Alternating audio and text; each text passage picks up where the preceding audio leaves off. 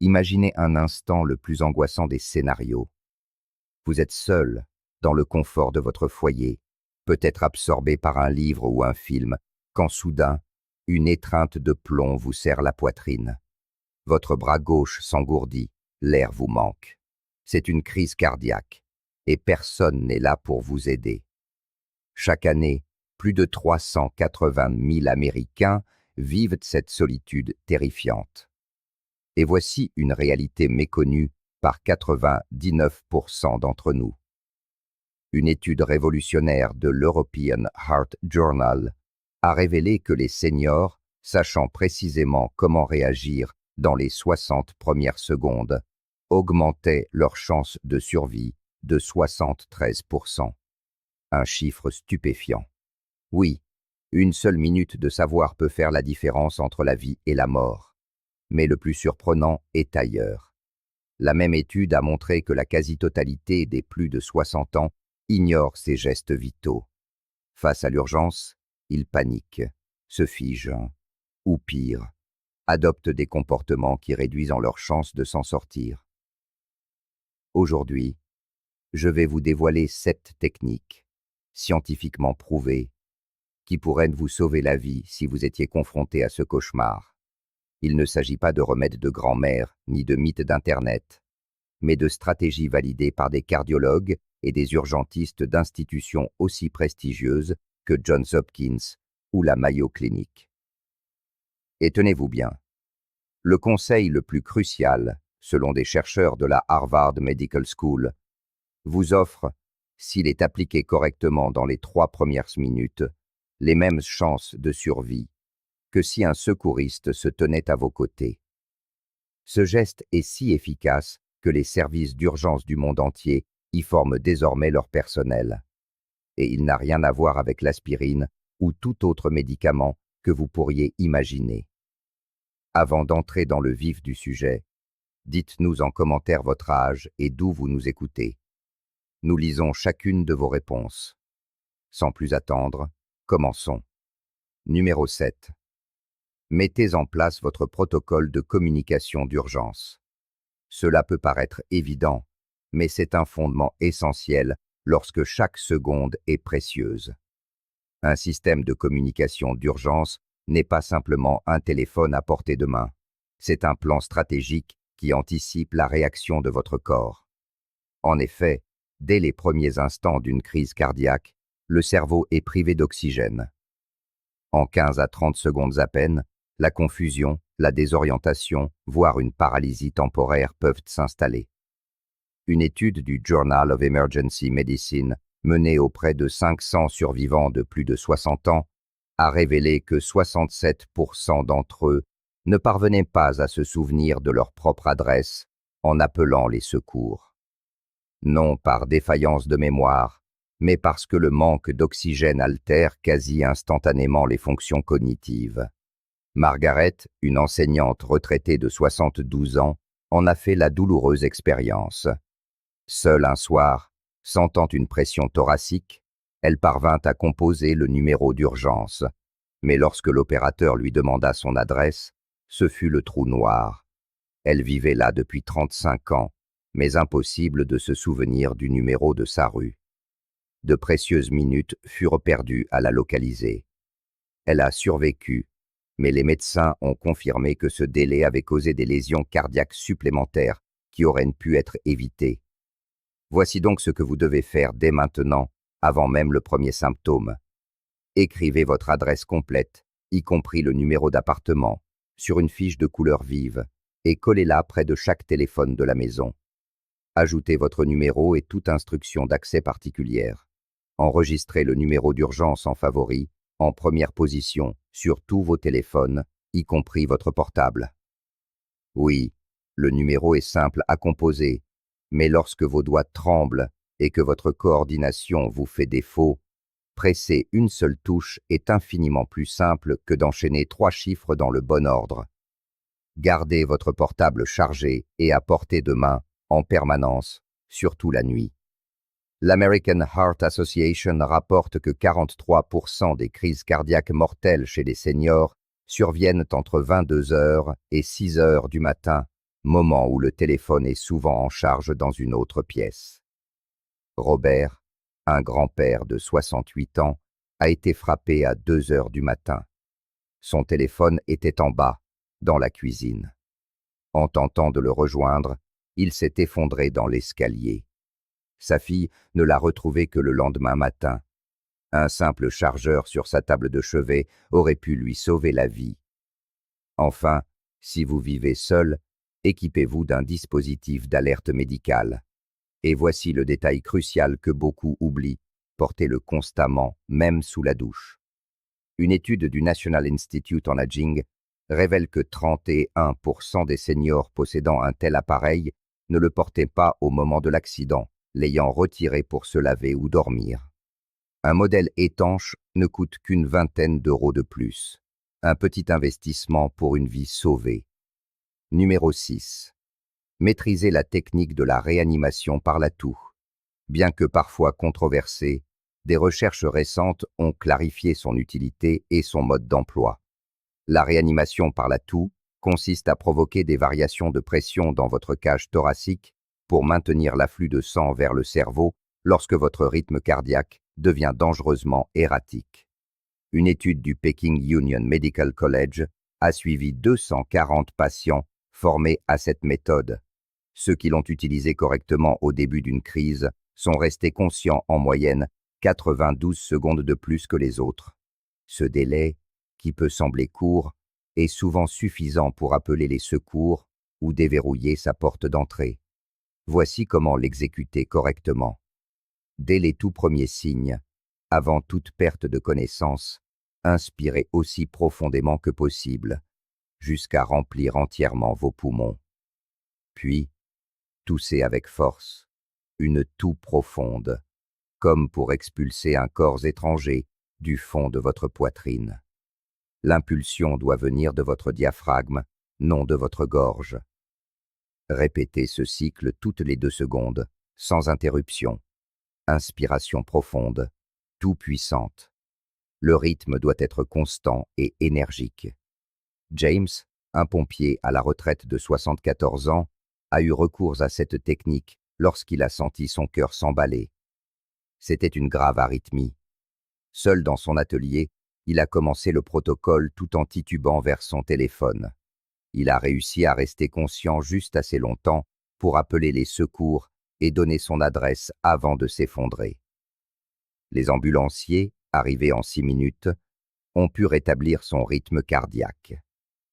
Son cardiologue a plus tard confirmé que cette manœuvre lui avait sans doute évité une perte de connaissance fatale. Physiologiquement, le mécanisme est fascinant. Chaque inspiration profonde oxygène vos poumons, tandis que chaque toux vigoureuse comprime le cœur, maintenant ainsi la circulation sanguine. Vous pompez manuellement votre propre cœur lorsqu'il défaille. La Cleveland Clinic précise que cette technique est surtout efficace dans les 30 à 60 premières secondes, d'où l'importance de la connaître par cœur. Vous n'aurez pas le temps de la chercher sur Internet le moment venu. Attention toutefois, et ce point est capital, la réanimation par la toux ne fonctionne que si vous êtes conscient, et seulement pour certains types d'arythmies. Elle sera inutile, voire dangereuse, en cas d'infarctus complet avec obstruction d'une artère. Ne l'utilisez donc qu'en attendant les secours, jamais en remplacement de l'appel d'urgence. Si cette vidéo vous est utile jusqu'à présent, n'hésitez pas à cliquer sur j'aime pour qu'elle soit visible par le plus grand nombre et à vous abonner.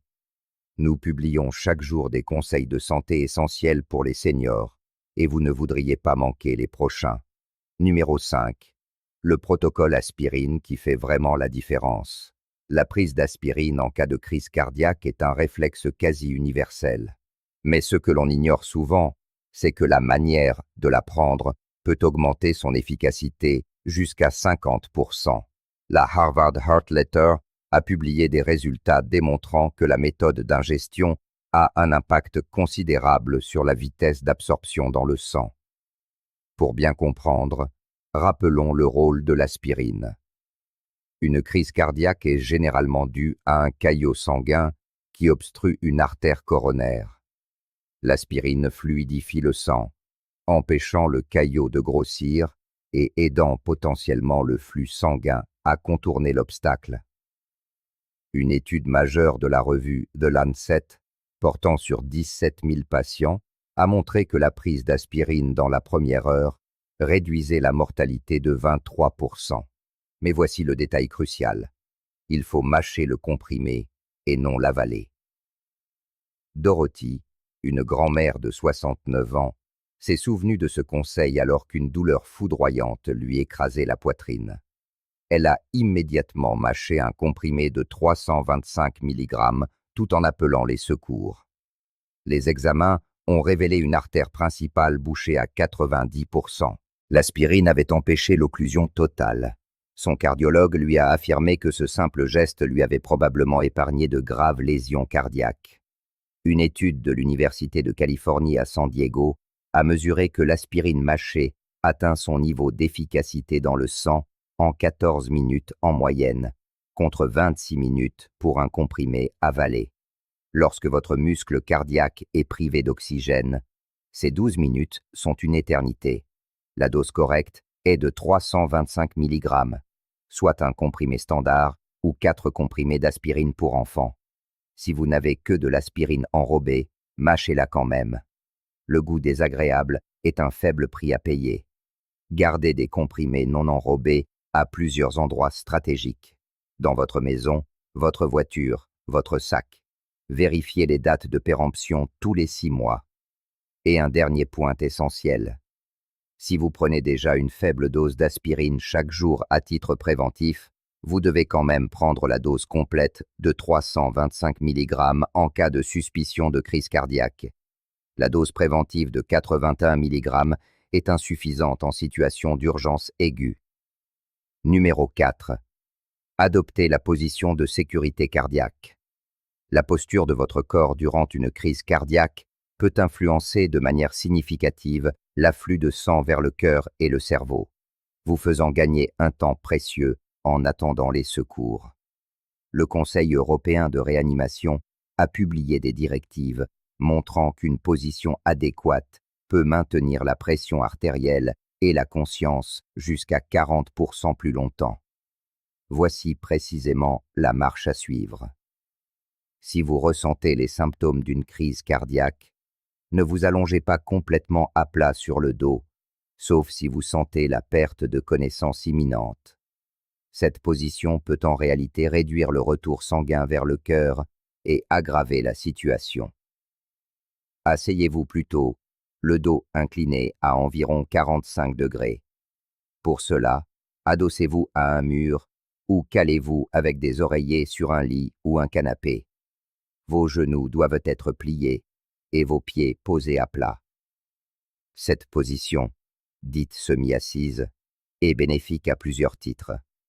Thomas, un vétéran de 77 ans, l'a adoptée instinctivement au début de son infarctus.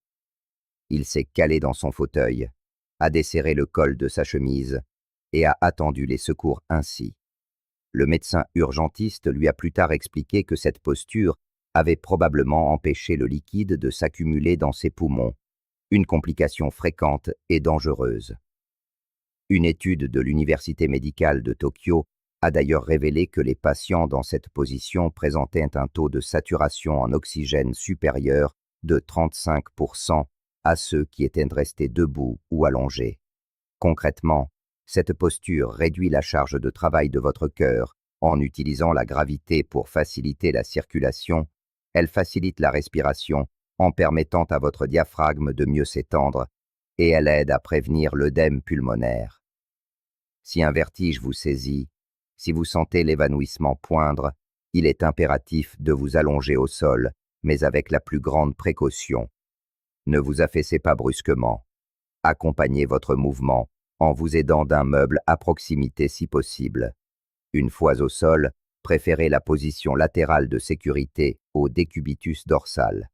Allongé sur le côté droit, le genou gauche replié pour plus de stabilité, Cette posture maintient vos voies respiratoires dégagées en cas de perte de connaissance.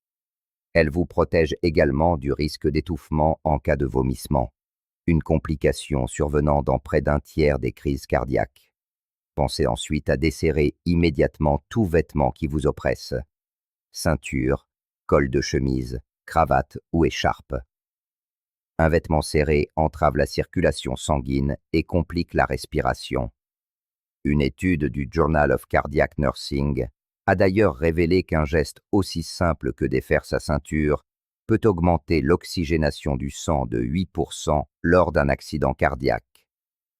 Venons-en à une technique cruciale, la maîtrise de votre souffle.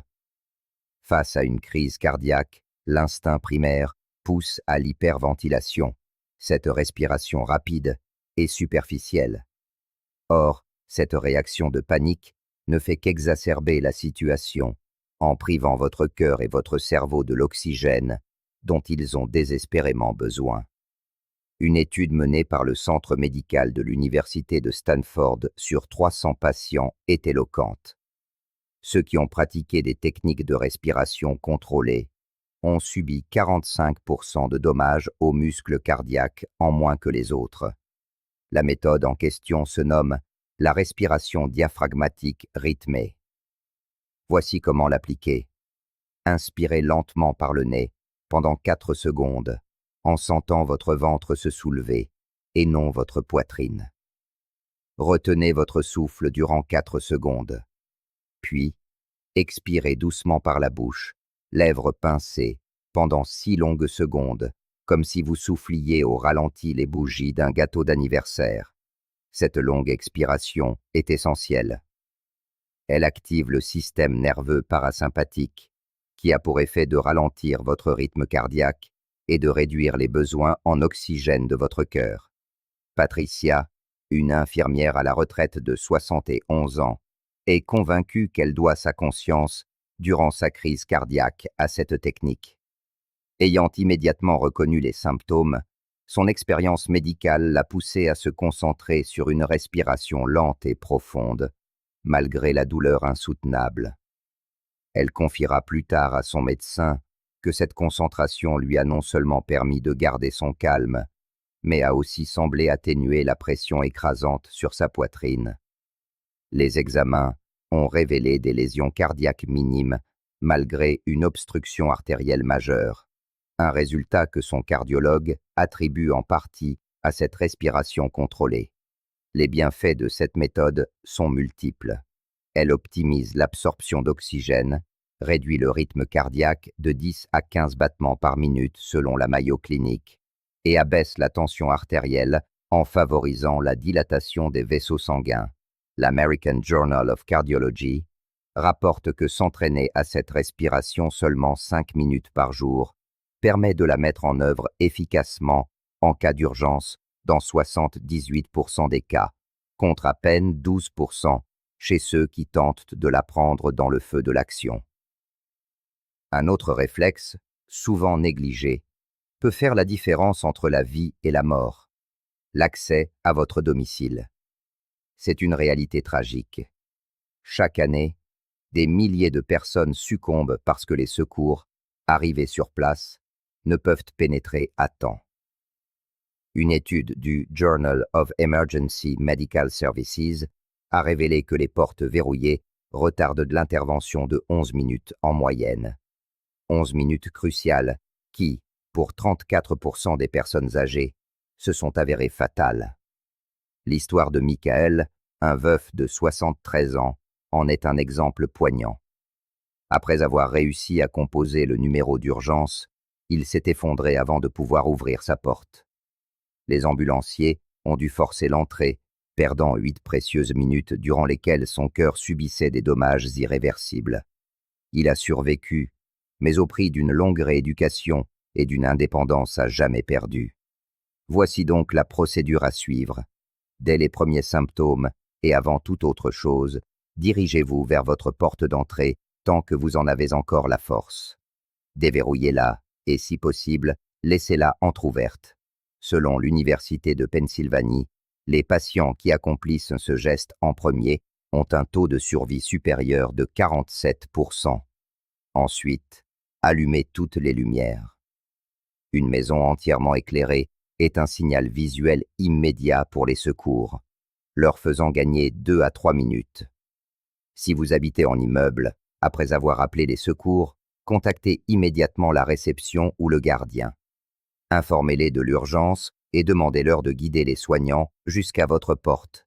Ce simple appel peut réduire le temps d'intervention de 6 minutes. Enfin, laissez près de votre entrée une note contenant vos informations médicales essentielles, traitements en cours, allergies, un aide-mémoire vital pour les secouristes. Enfin, abordons le protocole le plus critique, celui des 3 premières minutes, qui concerne la nitroglycérine.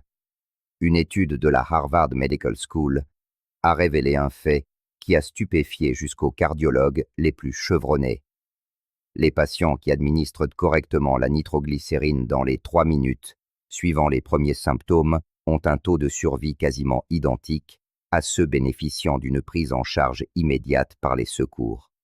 Le mot-clé ici est « correctement », car la tragédie est que la majorité des personnes disposant de ce médicament ne savent pas l'utiliser de manière optimale lorsque l'urgence survient.